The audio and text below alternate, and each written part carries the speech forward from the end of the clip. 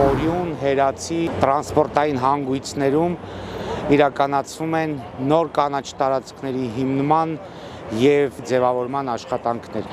Պետք է նշեմ նաև, որ այս տարի աննախադեպ են գծային տնկարկների, տրանսպորտային հանգույցների ձևավորման աշխատանքները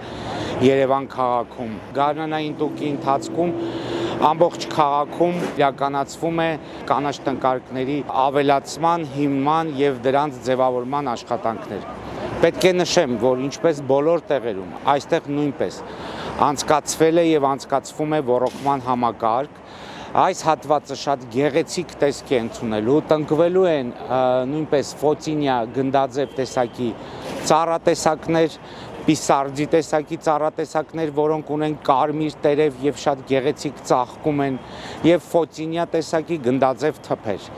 Վերևի հատվածում դեպի Հերացի փողոց այնտեղ ձևավորվելու է այդ հանգույցը ճանապարհային գնդաձև, ուրեմն կատալպա տեսակի ծառատեսակներով, ինչպես նաև մշտադալար գիհի կազակական և գիհի ժայռային տեսակներով։ Տունկը իրականացվում է այնպես, որ ձմեռային հատվածում էլ այս տարածքները չեն կորցնելու իրենց գեղազարդությունը, սկսած նախորդ շաբաթից մինչև այս շաբաթվա վերջ Երևան քաղաքի միայն գծային տնկարկներում, միայն ճանապարհներին հարող հատվածներում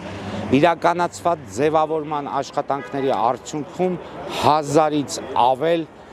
արժեքավոր և գեղազարդ ծառատեսակներ են տնկվելու Երևան քաղաքում։ Սիրելի երևանցիներ, իսկ վաղը մեկնարկվելու է ամբողջ Իսակով պողոտայի տրանսպորտային հանգույցներում նոր կանաչ տարածքների հիմնման աշխատանքները, որտեղ տնկվելու են 500 ծառ։ Աշխատանքները մեկնարկելու են վաղը ժամը 11-ից։